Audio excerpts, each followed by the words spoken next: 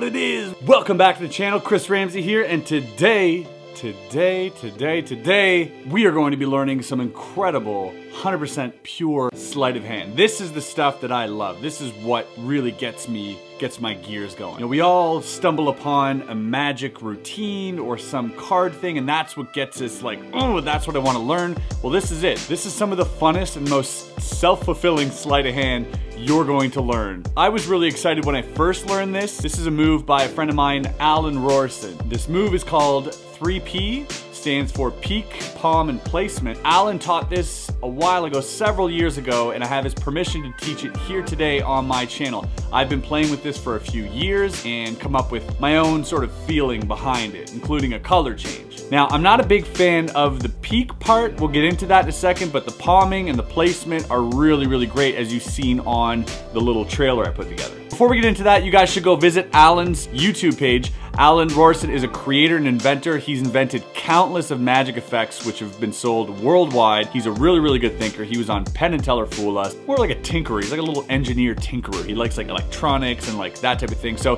he started a channel where he's doing prop building, which is really cool. He's built all sorts of props, including the mask from Jim Carrey, Iron Man, sort of pulsating heart thing, and all sorts of things. He loves building stuff. And what he's gonna be doing on his channel is basically taking suggestions for what to build next as a challenge, and he'll do a few of these every month. So you guys comment what he should build, and he's gonna actually build it, which is so awesome. Go ahead and visit his page. I'll leave the link below. Give him a follow. I know he'll appreciate it, and it's kind of like a thank you for allowing me to teach this to you today. All right, so this move is not for the faint of heart. It's not something that's going to be practical straight out the gate. You're going to need to put time in, but what's fun about this is it's actually a lot of fun to perform. It's a lot of fun to perform. It's a lot of fun to practice when you're just fiddling with cards, because it becomes like this automatic thing that you'll end up doing. So enough talking, let's get into the tutorial right now. All right, before we begin, today I'll be using the Monarchs, the Green Monarchs by Theory 11. I'll leave the link below where you guys can check out this deck. Pretty cool deck. Okay, some prerequisites for 3P is you have to be able to know how to do a one-handed fan. I'll run over it quickly, but it's basically knowing how to do this, all right? So you wanna get that down before anything else. It's pretty simple. You're going to, with your index and pinky, grab a portion of the deck, okay, whatever it is, it could be half. I suggest going like at least a third for this trick to work. So at least a third of the deck.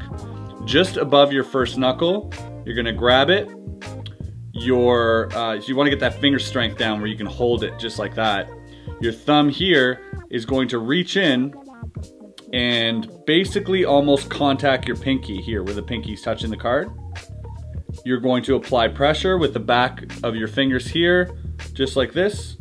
Your index is going to move out of the way, and then you're going to spread your thumb like that. So without the cards, right, it kind of looks like this.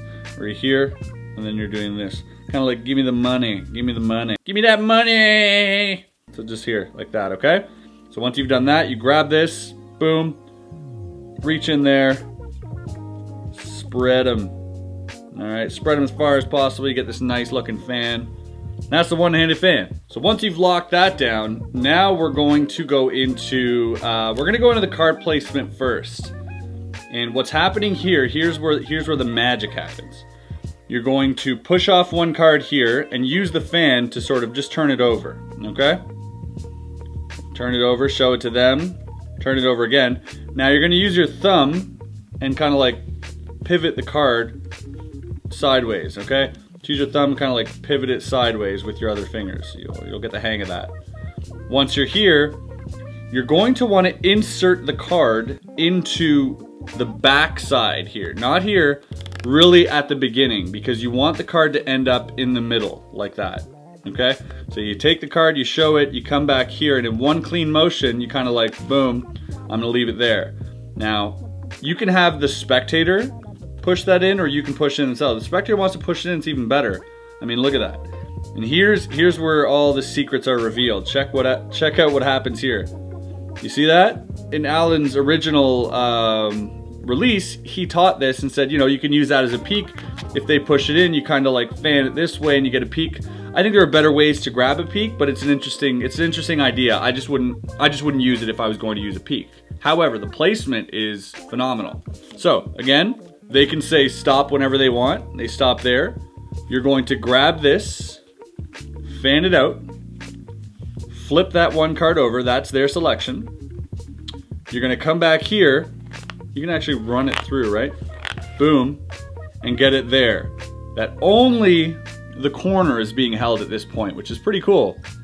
Now they're going to push it in. It doesn't really matter. They can push it in as far as they want. Here's where everything happens. As you go to close up, which you would just close up normally, your thumb, all right, is going to contact this card here. So this card gets squared up with the pack. So you're here. Your thumb is automatic. It's already there. And you're going to let it ride. You see how I let that card ride? And it sort of rides out to the top. So if you were doing it just with the bottom card here, you could just leave your thumb there, let the fan close, and look what happens. The card already comes up to the top. And that's something I already do when I'm just fiddling around with cards. I just kind of like let that card pop up to the top, which is fun to do. But now we actually have a use for it. So here, they see the card. You put the card in the beginning, push it out to the middle, have them, or you can tap it in. Now here's what's gonna happen. As you close up, so as I close up, my hand here, my right hand, is going to swoop over, all right? And I'm just gently gonna contact this card, just enough for it to clear. And then I'm gonna drop it, okay?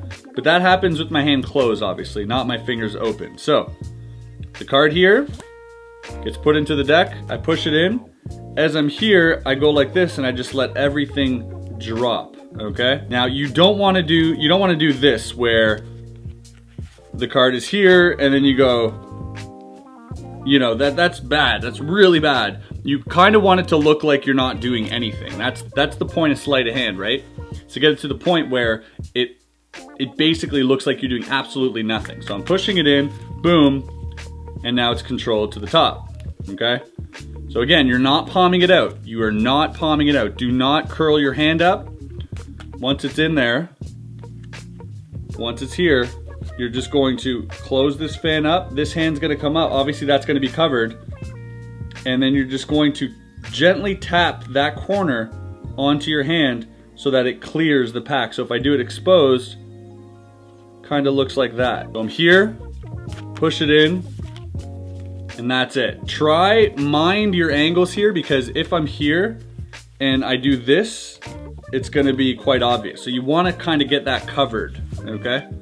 You wanna get that covered. And how to do that is, as soon as you let go, is bring your hand up. All right, so now I've got it palmed, and you can just drop it, but you don't have to palm it again. You leave the card in, push it in, drops it on top. Look at that. How good does that look?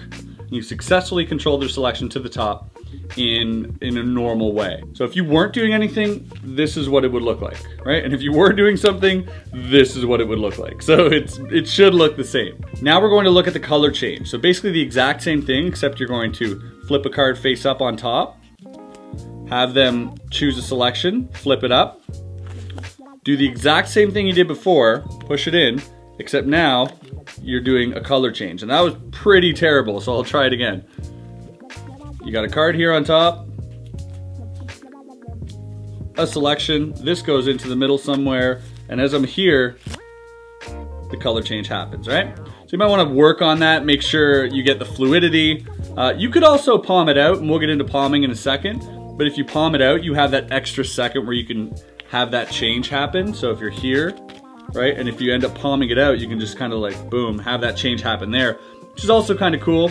I think either one works. So that's for the placement. Now let's look at the palm. All right, for the palm, this is a little bit tricky because you're relying on not only gravity, and you're relying on not having any windows, and timing is everything. So the way that the palm works is the exact same thing. You're going to take a card, you're going to leave it in there, push it in, but now your hand's gonna swipe over, all right? And you're going to push with your thumb that card directly into palm, okay? So once you're in palm, you wanna make sure you have no windows. You don't want this happening, right? You want it here and kind of natural, so that way you can go to your pocket and you can pull out the selection. So again, here, boom, this card gets left in, Same thing, your thumb is going to go here, and as your thumb's there, you're going to rely heavily on timing. As the last card just goes over, your hand covers that, your thumb pushes it into palm, and now I can go to my pocket and be like, oh, your card's over here. So that's the palming side. I don't recommend you start with the palming. I don't recommend you do any palming at all unless you're very, very comfortable with palming. You need to practice this. Palming is one of the essential basics of card magic, and if your palm is shit, you're not gonna get away with anything. People are gonna burn you, you know? So no matter when you're palming something, you always have to remember, you know, leave your hands in a relaxed position. I know a lot of you are gonna say my hands are too small to palm, but honestly, Alan Rorrison, the guy who came up with this trick, doesn't have the biggest hands in the world, and he gets away with palming as well. So if he can do it, you can do it. I get a lot of messages of people who are like, I have small hands. And I know it's easy for me to say because I got bigger hands, but I've seen people like Tony Chang, one of the best sleight of hand guys around, can palm cards, and he can palm them so imperceptibly. So I'm not gonna get into that, but practice your palming first and then come around to this. But I mean, if you wanna just have fun and practice at home and see if you can palm something, look at that big flash. See, that's terrible. This is the worst palm ever. Got a card right here in my jacket. Practice your palming, but do practice a placement, because I think the placement's really where it's at. You know, Queen of Diamonds goes in here, push it in, all right. Somewhere in the deck, snap your fingers. Queen of Diamonds jumps to the top. What? So that's basically it. Guys, I hope you enjoyed this. Practice makes perfect, but remember to practice consciously. Sit yourself in front of a camera. I think, for me, one of the best ways to practice is when I sit in front of a camera, like right now, because I get to revisit everything that I'm doing. I get to look at it in frame by frame and do it over and over and over again, maybe 100 times until I get it perfect. Cameras, I know a lot of magicians are gonna say, well, what's camera magic? Well, you know what, camera, they don't lie. Cameras don't lie. You can't misdirect a lens. So practice in front of your camera, in front of your mirror. I suggest the camera because you can go and look back at it. The mirror, you might miss some things. So set up a little camera, your phone or whatever, film yourself for like 10 minutes, right? Doing it, and then flip the phone around, look at it, and just watch it and see, okay, what can I improve? And do it again and again and again. And that's how you get better. Little PSA for you there. Well, all right, guys, that was it. That was the tutorial for 3P. I hope you guys enjoyed it. This, again, is a really, really fun move to toy around with. And once you get that flow going, that sort of, that pacing and that sleight of hand and all that, like, it's going to be a real fun move to add to your utility arsenal. So thanks again for watching. I hope you guys enjoyed this video, and stay tuned to tomorrow for another video. We roll along this daily thing I got going right now. I'm actually surprised myself that I'm like smashing out content every day. So guys, leave a like if you like this. Let me know your comments below. And if you're not subscribed already, go ahead and subscribe. I appreciate it. And we'll see you on the next one. All right, bye.